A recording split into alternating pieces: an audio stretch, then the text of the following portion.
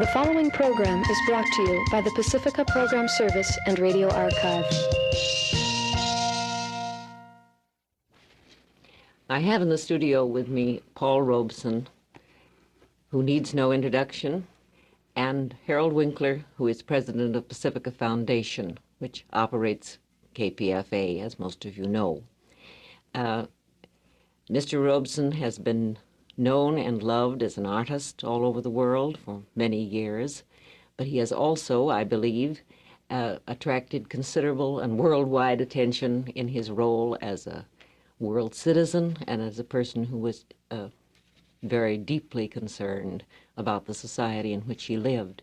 I wonder, Mr. Robeson, if we could kick off by asking, when did you first become involved in the political aspects of May I first say how happy I am and privileged to be with you here, and how deeply I thank this station for its kindness throughout the years. I've been on 2 or 3 others this time, but always I've been, know I've had a welcome here, so I want to thank you.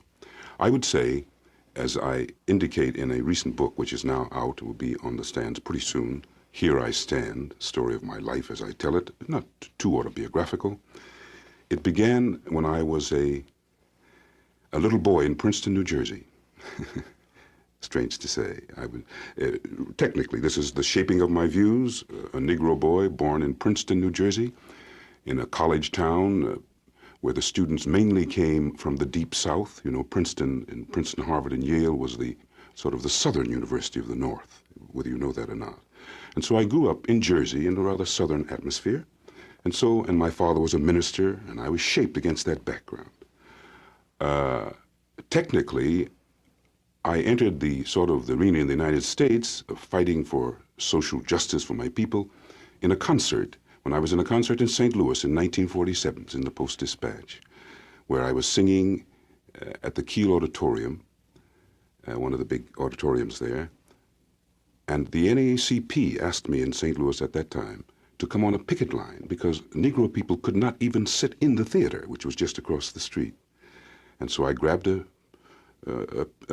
banner, and lo and behold, I saw Walter Houston coming down the street. He was in the play.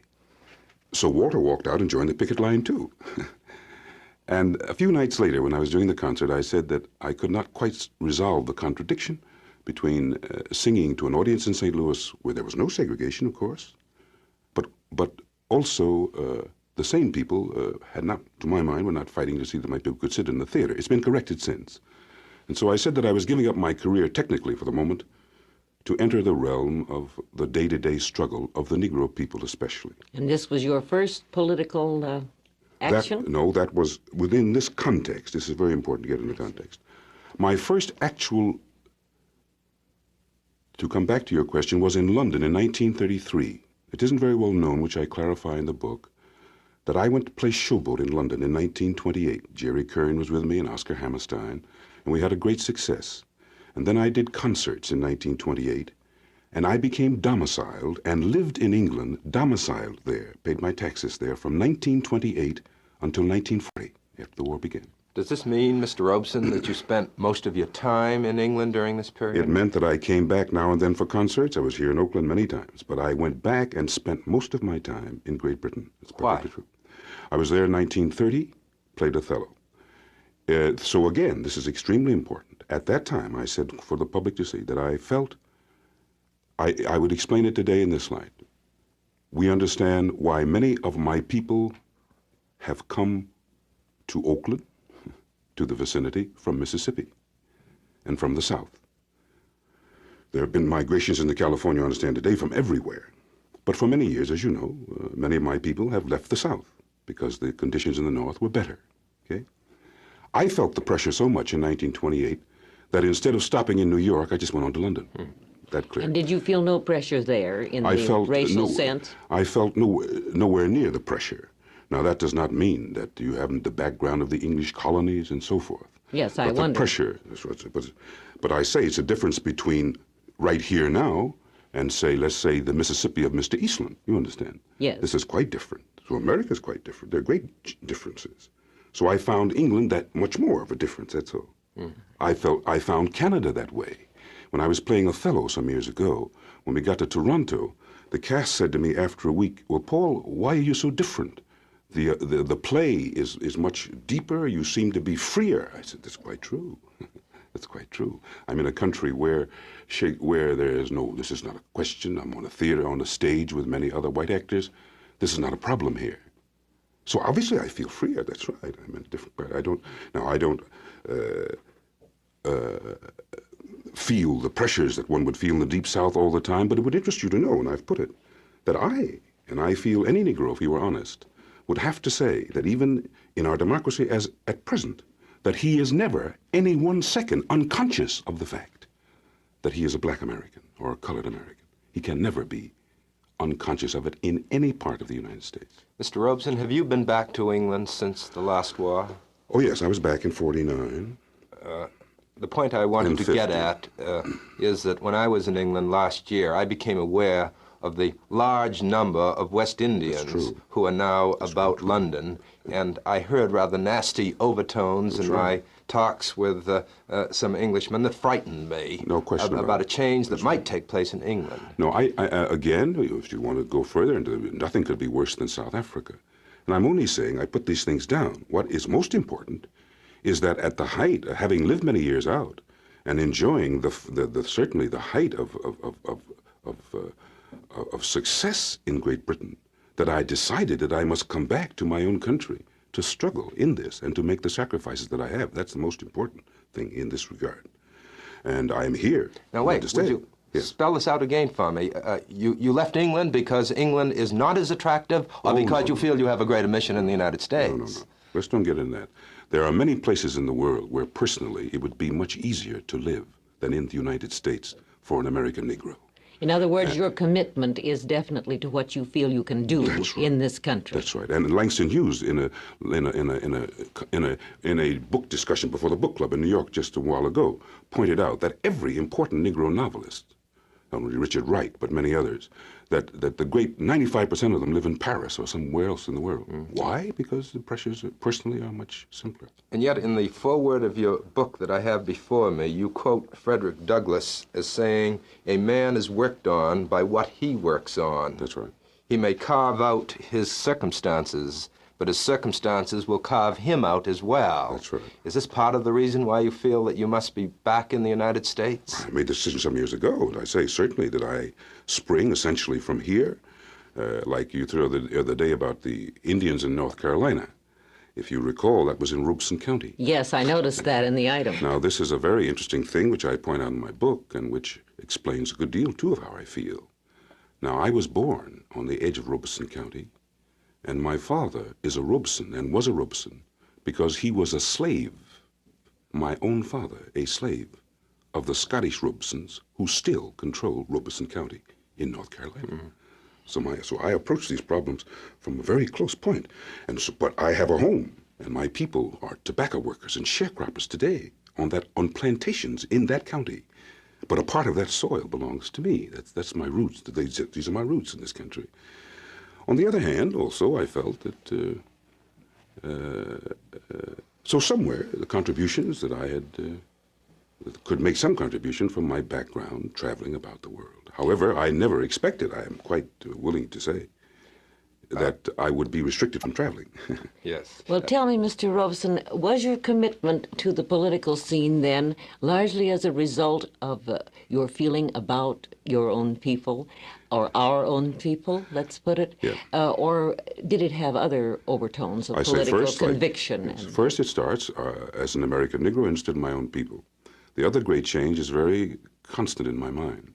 I was in the Welsh Valley, and the Welsh people sing very much like we do in the Negro people. Yes, I've heard many them. of our songs, beautiful songs.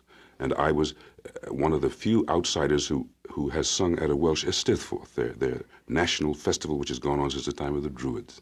And I went down in the mines with the workers, and they explained to me that, Paul, you may be successful here in England, but your people suffer like ours. We are poor people. And you belong to us. You don't belong to the bigwigs here in this country. And so I today feel as much at home in the Welsh Valley as I would in my own Negro section, any city in the United States. And I just did a broadcast by transatlantic cable to the Welsh Valley a few weeks ago. And here was the first understanding that the struggle of the Negro people, or of any people, cannot be by itself. That is the human struggle.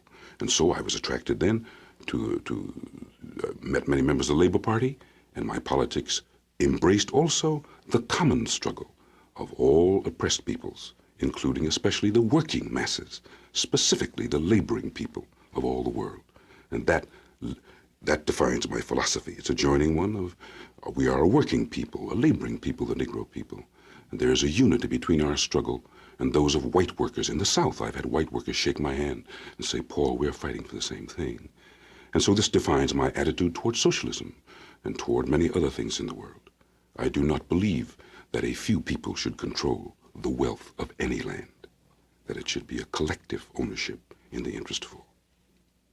Is that a democratic socialism, or? I would have to be a democratic socialism. There are many ways, however, to struggle toward democracy, as I see that in a place like China, for example, today, the Soviet Union, many other places, or take our own problems of Negroes. If we were free in the South tomorrow to carry our weight, to vote, and to everything, would we now look around and try to find the 10 billionaires among our people? Would we attempt to build them up, or would we try to answer the needs of the great millions of our people?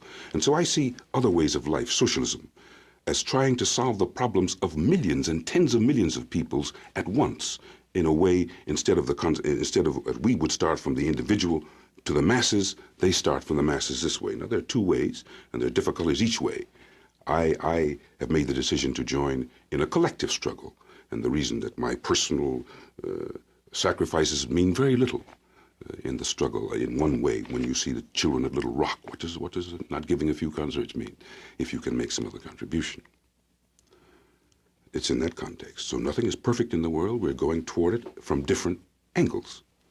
I feel there's a great burden of proof on every society, on our own as well, today.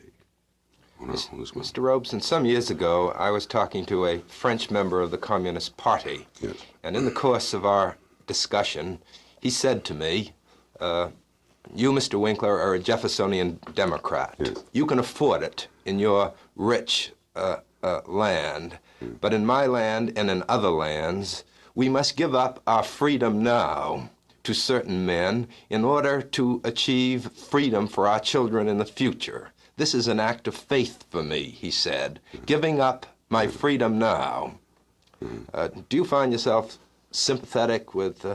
I don't think that is, I would put it quite differently. No, do I think that's any part of any socialist philosophy or communist philosophy, as far as I know, that we struck it during the war under Roosevelt, for example. We had to give up many privileges. They're practically telling us we have to do that again. I mean, in any sort of a war economy, in England, for example, they have not eaten eggs almost for years and years because of certain pressures. And it seems to me in the socialist lands, the Soviet Union, China, and many places, that's quite true. It's one thing to say today that they don't have as shining apparel as we do, but they have made tremendous scientific progress. And within one generation, so to speak, within 40 years, have become one of the most powerful countries in the world.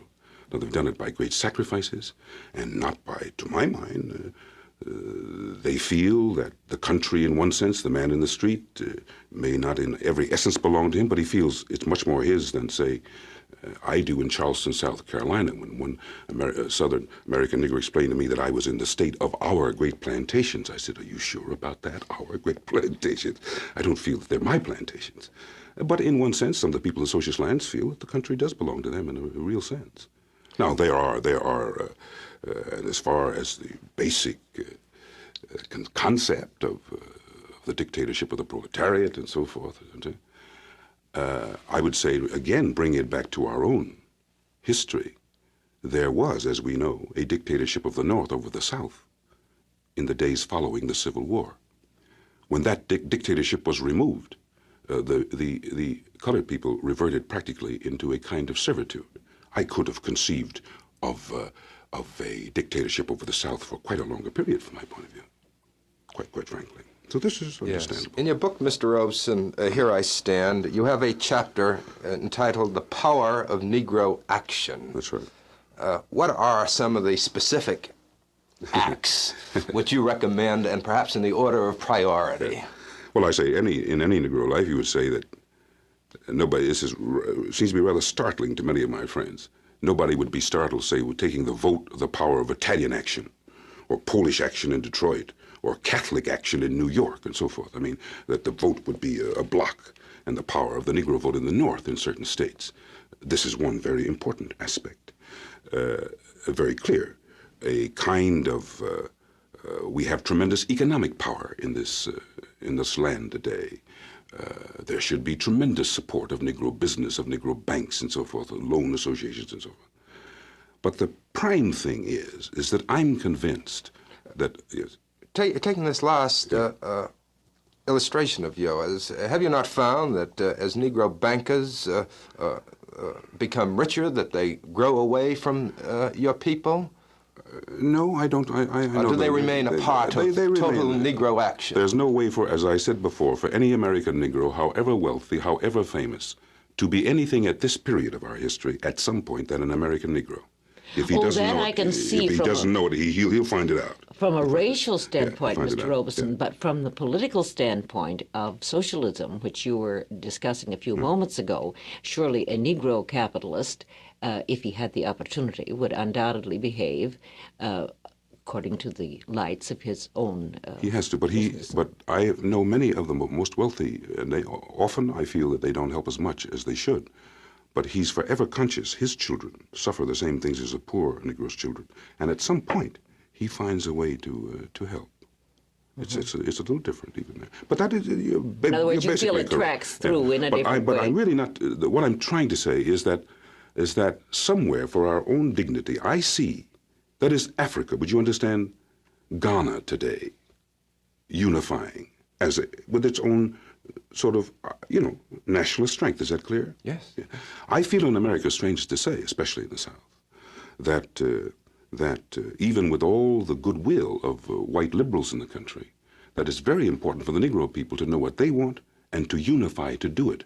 Often in a very simple case of fighting segregation, one group of Negroes can be drawn aside because of political pressure, other pressures. We should unify too. We should unify. Yes, I feel there's got to be a unity in order to integrate. That's what I feel. I feel that we just can't integrate as individuals. Yes. But isn't the example of Liberia, for example, a sorry example, as it's set against Ghana? Well, yes, because that's very simple. Firestone has taken care of that. It has been exploited to its hilt by Firestone Rubber, if you don't know the facts. Yes, right. It still remains then an economic and question so has Ghana. Than a racial unity, rather than a racial unity question. It remains an economic question in its fundamentals rather than the unity of the Negro people. Ghana has the unity of its own nation, same as Chinese or Indians, very close to India. India's just, they have a culture and a history that has its own national characteristics. But what will prevent Ghana from becoming another Liberia? That's the... What do you mean? Well, Liberia today is completely controlled by Firestone, not by Africans. But I feel that Nkrumah is going to control the economy of Ghana, and at some time be strong enough to say to the European, either you sit here and acknowledge that we run our own country, like Nehru, or else you go. But I don't see the day when Liberia can tell Firestone to do that. Oh, they're quite different. They're quite different. Liberia is a complete vassal state of American capital, finance capital, without question. They have nothing to say, nothing whatsoever. What is your reaction to the passive resistance as practiced in Montgomery? I think there was a magnificent movement, and there's nothing, as far as the general thing of a nonviolent solution of the problem. There could be no other solution within within the frame of things today. I mean, this is a very important contribution. Nobody could think of a violent solution unless somebody wanted to ask somebody to be destroyed. I mean, that would be absurd. On the other hand, within that framework, I think that the Negro people have to be extremely militant and demand a little more than they are demanding today, and to do a little more, not to do something, to do other things as well as pray. Let me put it, as well as pray. Do you think there's been a change in the attitude of the Negro churches toward militant political and economic action, Mr. Robeson? I think there has, because it's history, you know. Take Frederick Douglass. I belong to the AME Zion Church. There's one in this area. And Douglass was a part of that church. Harriet Tubman, who formed the Underground Railroad, who was called the Moses of our people. They sang Go Down Moses when she came into the South to free the slaves. And Harriet Tubman. And we have a tradition of tremendous, consistent speaking out, you know, for our rights. Like in the whole civil rights struggle. I mean by militant, letting people know that you want to be free like anybody else. And I think the churches, however, a lot of the responsibility still rests upon our churches, because that's where so many of our people, you know, go. They have tremendous influence still. Mr. Robeson, do you think your artistry as a singer and actor have suffered because of your involvement in political action, or profited? They have not. I feel that they have profited. They've only suffered when they've suffered by the fact that because of my political views, which I certainly did not expect in a democracy, that I've been prevented from exercising my craft. However, I've kept singing all through the years. You may be able to test it pretty soon. I just made a recording the other day for Vanguard, which they felt was superior to any records I have ever made. My voice is still in fine shape. I've been in the area. And as far as Othello, I've worked on it. I feel I've just been invited to play at Stratford-on-Avon, Shakespeare's, the Shakespeare Memorial Theatre in England, in, strange to say, in Pericles, to play the part of Gower. And I would certainly do Othello at some point in London, and I feel I would give a better performance. I feel that in every, and I've got a lot of things here which we won't be able to get to in my music, comparing the folk music of the world, I would say that my interest in my art has deepened just no end in the last years. And I've become interested in the music of Bartok, of Mussorgsky, many folk things, the unity of the folk music of the world, which has sprung from my political conviction that all people should be unified. I have seen it expressed in their music, and I do a program which of all the songs of all the peoples in the world, suggesting that we are all one human family. It always comes to that. So I feel that basically that it has deepened my. On the other hand, I have never separated my work as an artist from my work as a human being.